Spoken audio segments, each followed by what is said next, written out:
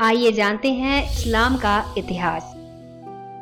नमस्कार दोस्तों, आपका स्वागत है धार्मिक ज्ञान में। इस चैनल में हम आपके लिए लेकर आते हैं सभी धर्मों की जानकारी। दोस्तों, इस्लाम का उदय 7वीं सदी में अरब प्रायद्वीप में हुआ। इसके अंतिम नबी मोहम्मद साहब का जन्म 570 ईस्वी में मक्का में हुआ था। लगभग 613 ईस्वी के आसपास मोहम्मद साहब ने लोगों को अपने ज्ञान का उपदेश देना आरंभ किया था। इसी घटना को इस्लाम का आरंभ माना जाता है। हालांकि इस समय तक इसको एक नए धर्म के रूप में नहीं देखा गया था। परवर्ती वर्षों में मोहम्मद के अनुयायियों को मक्का के लोगों के द्वारा विरोध और मोहम्मद के मदीना प्रस्थान से ही इस्लाम को एक धार्मिक संप्रदाय माना गया। अगले कुछ वर्षों में कई प्रबुद्ध लोग मोहम्मद के अनुयायी बने। उनके अनुयायियों के प्रभाव में आकर भी कई लोग मुसलमान बने। इसके बाद मोहम्मद साहब ने मक्का वापसी की और उसे बिना युद्ध के फतह किया। इस घटना के बाद कई और लोग इस्लाम में परिवर्तित हुए। उनकी वफात के बाद अरबों का साम्राज्य और जज्बा बढ़ता ही गया। अरबों ने पहले मिस्र और उत्तरी अफ्रीका पर विजय हासिल की और फिर बैजेंटाइन तथा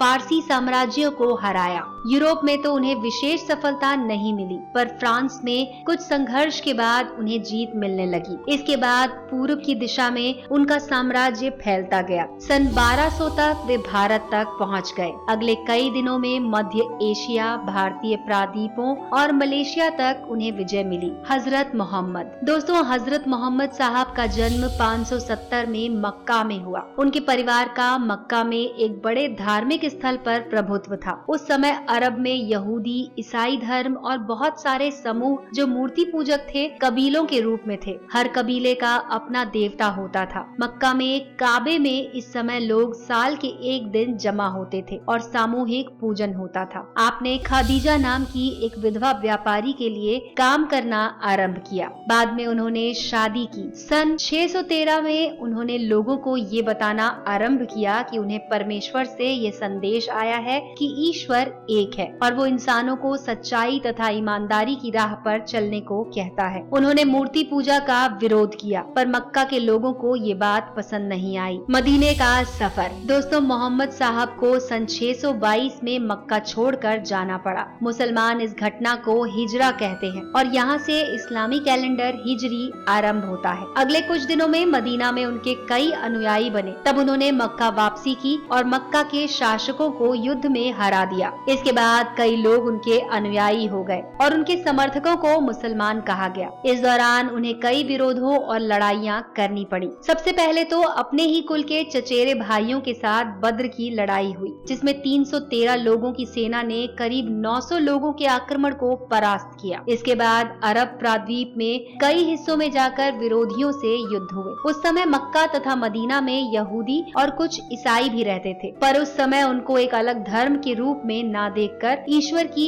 एक सत्ता के समर्थक माना जाता था। हजरत मोहम्मद की मक्का वापसी। दोस्तों, हजरत मोहम्मद मक्का वापस पहुँचे। लोगों को ऐसा लग रहा था कि बड़ा युद्ध होगा, लेकिन कोई युद्ध नहीं हुआ। लोग शांति पूर्वक रहे। मोहम्मद साहब और उनके अनुयायी मक्का में प्रवेश कर गए। इस तरह मक्का बिना किसी युद्ध के स्वाधीन हो गया। मोहम्मद साहब की मक्का वापसी इस्लाम के इतिहास में एक महत्वपूर्ण घटना थी, जिससे एक संप्रदाय के रूप में न रहकर ये बाद में एक धर्म बन गया। सन 632 में उनकी वफात हो गई। उस समय तक संपूर्ण अरब प्रायद्वीप इस्लाम के सूत्र में बंध चुका था। मुस्लिमों के खंडित होने का भय उत्पन्न हुआ। कोई भी व्यक्ति इस्लाम का वैध उत्तराधिकारी नहीं था। यही उत्तराधिकारी इतने बड़े साम्राज्य का भी स्वामी होता। इससे पहले अरब लोग बैजेंटाइन या फारसी सेनाओं में लड़ाकों के रूप में लड़ते रहे थे, पर खुद कभी इतने बड़े साम्राज्य के मालिक नहीं बने थे। इसी समय खिलाफत की संस्था का गठन हुआ, जो इस बात का निर्णय करता कि इस्लाम का उत्तराधिकारी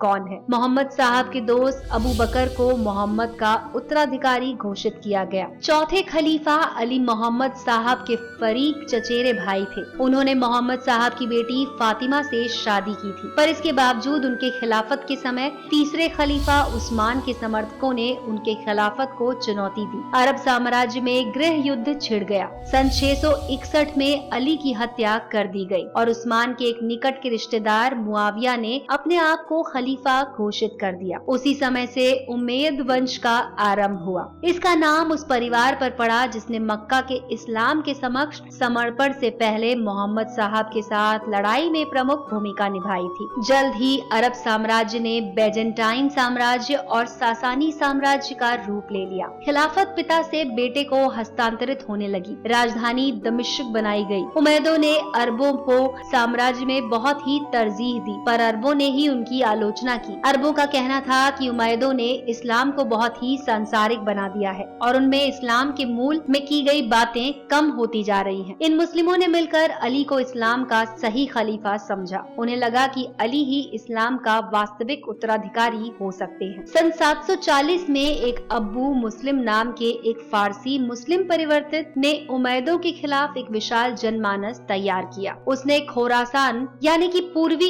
ईरान में उमैयदों के खिलाफ विद्रोह कर दिया। खोरासान में पहले से ही अरबों की उपस्थिति के खिलाफ नाराजगी थी, अतः उसको बड़े पैमाने पर जन समर्थन मिला। उसने ये कहकर लोगों को उमैयदों के खिलाफ सावधान किया कि वे लोग इस्लाम के सही वारिस नहीं हैं और वे सत्ता का दुरुपयोग कर रहे हैं। उमैयदों का विलासितापूर्ण जीवन शैली लोगों को भड़काने का एक कारण बनी। सन 749 से 750 के बीच उमैयदों द्वारा भेजे गए सैनिकों को हरा दिया गया और इसके बाद अपना एक नया खलीफा घोषित कर दिया जिसका नाम था अबुल अब्बास। अब्बास मोहम्मद के वंश से ही था, पर अली के अलावा एक दूसरे भाई के द्वारा मोहम्मद साहब से जुड़ा था, पर उससे अबू इस्लाम की लोकप्रियता देखी नहीं गई और उसने अबू को फांसी पर लटका दिया। इससे लोगों में अब्बास के खिलाफ रोष फैल गया। जिन लोगों को अब्बास पर भी भरोसा नहीं हुआ वो शिया बने। आज ईरान की 92% जनता शिया है। हालांकि अब्बास और उसके वंशजों ने बगदाद में अपनी राजधानी बनाकर अगले लगभग 500 सालों तक राज किया। अब्बासियों के समय में ईरानियों को भी साम्राज्य में भागीदारी मिली। हालांकि वे किसी धार्मिक ओहदे पर नहीं रहे, पर स्थापत्य तथा कविता जैसी कलाओं में अच्छे होने की वजह से ईरानियों को शासन का सहयोग मिला। उमर खयाम जो कि 12वीं सदी में थे,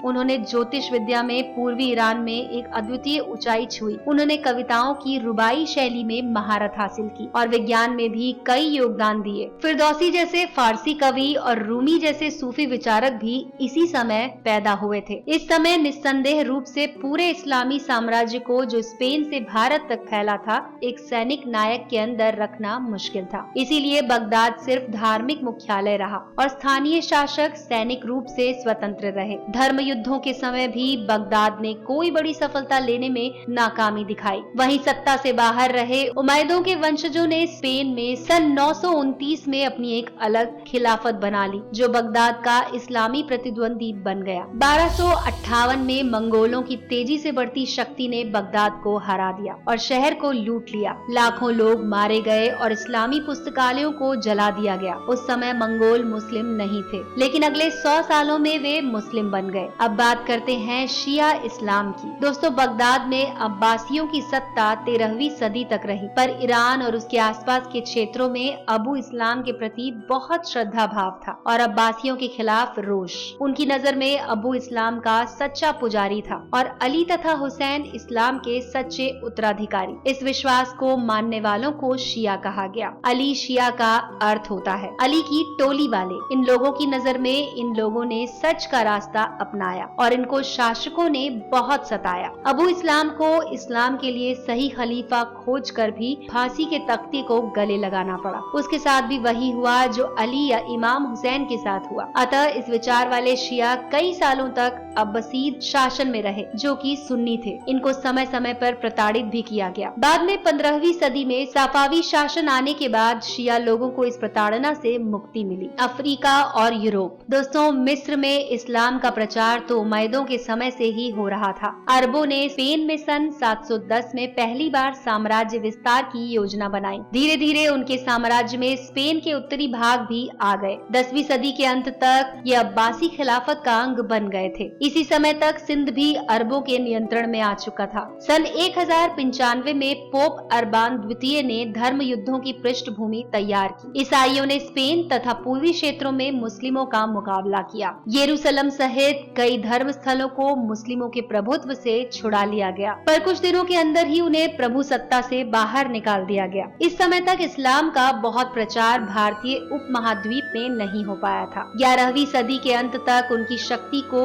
गौर के शासकों ने कमजोर कर दिया था। गौर के महमूद ने सन 1152 में तराइन के युद्ध में दिल्ली के शासक पृथ्वीराज चौहान को हरा दिया। इस युद्ध के अप्रत्याशित परिणाम हुए। गौरी तो वापस आ गया, पर अपने दासों को वहां का शासक नियुक्त कर गया। कुतुबुद्दीन ऐबक उसके सबसे काबिल गुलामों में से एक था, जिसने एक साम्राज्य की स्थापना की जिसकी नींव पर मुस्लिमों ने लगभग 900 सालों तक राज किया। तो दोस्तों, ये था इस्लाम का इतिहास। अगर आपके पास भी ऐसी ही बहुत सारी जानकारी हो तो हमारे वीडियो के कमेंट सेक्शन में हमारे साथ जरूर शेयर कीजिए। दोस्तों, आपको हमारी ये वीडियो कैसी लगी हमें कमेंट सेक्शन में जरूर लिखकर बताएं। दोस्तों, सब्सक्राइब करें हमारे चैनल धार्मिक ज्ञान को और बेल आइकन को दबाएं। रोचक और अलौकिक जानकारियों से जुड़ी वीडियोस सबसे पहले देखने के लिए।